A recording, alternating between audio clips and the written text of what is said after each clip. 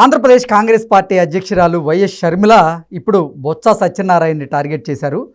బొత్స సత్యనారాయణ, మీరు నోరు అదుపులో పెట్టుకోకపోతే మీ ప్రైవేటు అంశాలన్నీ కూడా నేను బయట పెట్టి మిమ్మల్ని కడిగేస్తా అంటూ బొత్స సత్యనారాయణని ఇప్పుడు షర్మిల అటాక్ చేసిన నేపథ్యంలో అటాక్కి కారణం ఏంటి అనేది మనం విశ్లేషణ చేసుకుందాం. ప్రస్తుతం మనతో పాటు ఉన్నారు ప్రముఖ రాజకీయ విశ్లేషకులు, ప్రముఖ సీనియర్ జర్నలిస్ట్ సిఎస్ రావు గారు. సార్తో మాట్లాడదాం.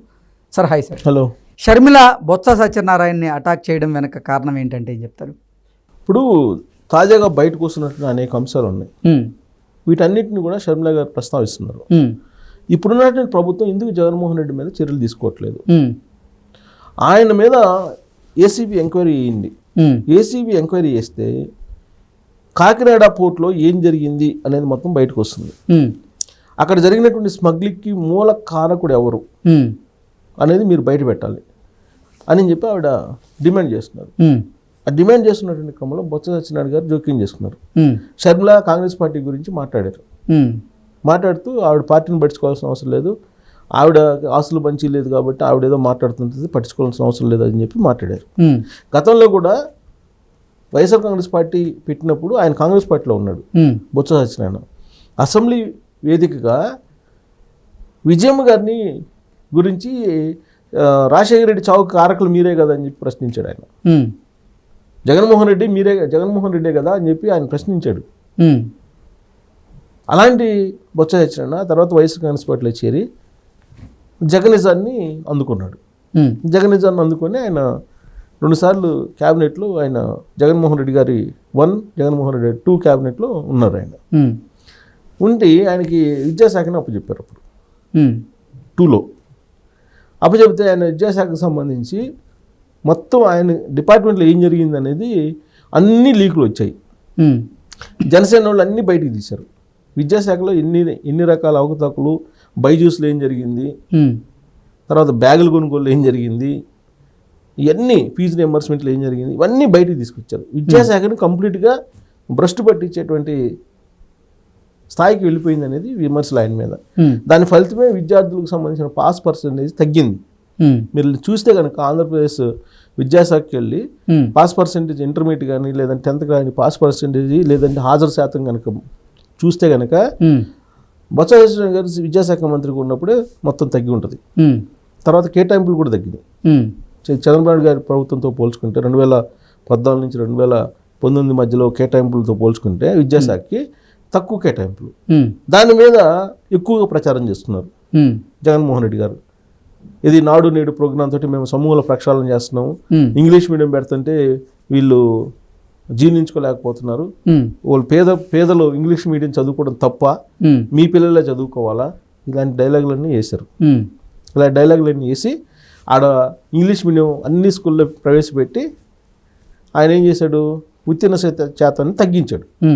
ఎందుకు తగ్గింది అని అంటే ఇంగ్లీష్ మీడియం బోధించేటువంటి స్కిల్ అక్కడ ఉండే టీచర్స్కి లేదు. ఫస్ట్ టీచర్స్ లేకుండా పిల్లలకి ఇంగ్లీష్ మీడియం బోధించగలరా? టీచర్స్కే ఇంగ్లీష్ రాదు మాట్లాడటం, పిల్లలకి ఎట్లా బోధిస్తారు? అంటే ఆయన అవగాహన లోపంతో చేసినటువంటి కార్యక్రమాలు, దాని ఫలితం ఏంటంటే పాస్ పర్సెంటేజ్ తగ్గింది. ఇవాళ లోకేష్ గారు విద్యాశాఖ మంత్రి అయిన తర్వాత రీడింగ్ సామర్థ్యం ఎంతమందికి ఉందని లెక్కేస్తే 40% ఉందంట. మిగతా 60% ఏంటి? రీడింగ్ సంబంధించిన క్యాపబిలిటీయే లేదు. రీడింగ్ క్యాపబిలిటీ అంటే విద్యార్థులను ఆ స్థాయికి తీసుకొచ్చారు. స్టాండర్డ్ ఎడ్యుకేషన్ ఎలా ఉండాలి అనేది అవగాహన లేనటువంటి కారణంగానే ఈ పరిస్థితి వచ్చింది అనేది విద్యా వ్యవస్థ మీద అవగాహన ఉన్నటువంటి వాళ్ళు ఎవరైనా చెప్తారు. ఇప్పుడేంటి, బొత్స సత్యనారాయణ గారు పొలిటికల్గా అటాక్ చేస్తున్నారు. జగన్మోహన్ రెడ్డి గారు అద్భుతమైనటువంటి పరిపాలన అందించారు. జగన్మోహన్ రెడ్డి గారు నవరత్నాలు అమలు చేశారు. జగన్మోహన్ రెడ్డి గారు లేనందువల్లనే మొత్తం నవరత్నాలు ఆగిపోయినాయి, పేదలందరూ ఇబ్బంది పడుతున్నారని చెప్పి ఆయన చెబుతున్నారు. దానికి రెస్పాండ్ అయ్యారు షర్మిల గారు. బొత్స సత్యనారాయణ గారు, నేను సొంత చెల్లెల్ని జగన్మోహన్ రెడ్డి గారికి, ఆయన సంగతి నేను చెబుతున్నాను, ఆయన అన్ని అబద్ధాలు చెబుతున్నాడు, ఆ అబద్ధాలని మీ చేత చెప్పిస్తున్నాడు, మీరు అబద్ధాలు చెప్పడం ఏంటి, పైగా నా వ్యక్తిగత జీవితం గురించి మీరు మాట్లాడుతున్నారు, నా వ్యక్తిగత జీవితం, నా లైఫ్ గురించి మీరు మాట్లాడుతున్నారు. నా వ్యక్తిగత జీవితం గురించి పోస్టులు పెట్టినటువంటి వాళ్ళని కూడా ఆయన ఎంకరేజ్ చేసి పోస్టులు పెట్టించారు. నా వ్యక్తిగత జీవితం గురించి మీరు మాట్లాడితే, నేను కనుక నోటు తెరిచి జగన్మోహన్ రెడ్డి గారి వ్యక్తిగత జీవితాన్ని బయట పెడితే తిరగలేడు బయట, అంత దారుణంగా ఉంటుంది అతని ప్రైవేట్ లైఫ్. కాబట్టి నన్ను బయట పెట్టమంటారా అని చెప్పి బొత్స సత్యనారాయణకి వార్నింగ్ ఇచ్చారు. మీరు ప్రభుత్వంలో ఉండేటువంటి విధానపరమైన అంశాలు ఏవైతే ఉన్నాయో వాటి గురించి మాట్లాడండి, సమాధానం చెప్తా. అలాగే జగన్మోహన్ రెడ్డి గారు 2019 నుంచి 2024 వరకు ఏవైతే చేశారో పరిపాలనలో వాటి గురించి నేను చెప్తా. మీరు పర్సనల్ లైఫ్ గురించి, నా పర్సనల్ లైఫ్ గురించి మీరు చెప్పే ప్రయత్నం చేస్తే, జగన్మోహన్ రెడ్డి గారి పర్సనల్ లైఫ్ని నేను తీస్తే బయట కూడా తిరగలేరు మీరు ఎవరు. అంత చండాలంగా ఉంది ప్రైవేట్ లైఫ్. నన్ను అనవసరంగా కదిలించొద్దని చెప్పి బొత్స సత్యనారాయణకి వార్నింగ్ ఇస్తూ ఇప్పుడు మీరు కాకినాడ పోర్ట్లో ఏం చేశారు, ఈ కాకినాడ పోర్ట్లో చేసినటువంటి దాని మీద ఏసీబీ ఎంక్వైరీ నడవాలి, సిబిఐ ఎంక్వైరీ నడవాలి అని చెప్పి ఆవిడ డిమాండ్ చేస్తున్నారు. అది నడిస్తే అసలు దారంపూడి చంద్రశేఖర్ రెడ్డి లేదంటే దానికి బినామీ ఎవరు, తాడేపల్లిలో కదా ఉంది, తాడేపల్లి మూలాలు కదలుతాయి, కదిలేలాగా మీరు దర్యాప్తు చేయండి అని చెప్పి ప్రభుత్వానికి సూచించింది. అనేకమైనటువంటి అక్రమాలు, అవినీతి కార్యక్రమాలు బయటకు వస్తున్నాయి, మీరేమో బయట పెడుతున్నారు, కానీ ఎంక్వైరీ మాత్రం చేయట్లేదు. మీరు ఎంక్వైరీని స్పీడ్గా జరిపి తాడేపల్లిలో అసలు ఏం జరుగుతుంది అనేది ముందు తేల్చండి అని చెప్పి షర్మిల ఇప్పుడు డిమాండ్ చేస్తున్నారు. అంతేకాకుండా కేంద్ర ప్రభుత్వానికి ఆవిడ లేఖ రాస్తున్నారు. జగన్మోహన్ రెడ్డి గారు ఏం చేస్తారు 2019 నుంచి 2024 వరకు, ఇప్పుడున్నటువంటి ప్రభుత్వం బయట పెట్టినటువంటి అన్ని అంశాలని క్రోడీకరించి ప్రధానమంత్రికి ఒక లెటర్ రాస్తున్నారు. ఓకే, మీరు జగన్మోహన్ రెడ్డి గారు ఇన్ని చేశారు, మీరు సిబిఐని ఉపయోగించి ఎంక్వైరీ చేయండి అని చెప్పి ఆవిడ లెటర్ రాయడానికి సిద్ధమయ్యారని చెప్పి కూడా తెలుస్తుంది. కాబట్టి జగన్మోహన్ రెడ్డి గారు ప్రైవేట్ లైఫ్ తన చేత చెప్పించొద్దు అని చెప్పి బొత్స సత్యనారాయణ గారు చెప్పింది. ఎందుకంటే బొత్స సత్యనారాయణ ఈ మధ్యకాలంలో కొద్దిగా మాట్లాడుతున్నారు జగన్మోహన్ రెడ్డి గారిని వెనకేసుకొస్తూ. దానికి కారణం ఏంటంటే ఎమ్మెల్సీగా పోటీ చేసే అవకాశం ఈయన ఇచ్చాడు.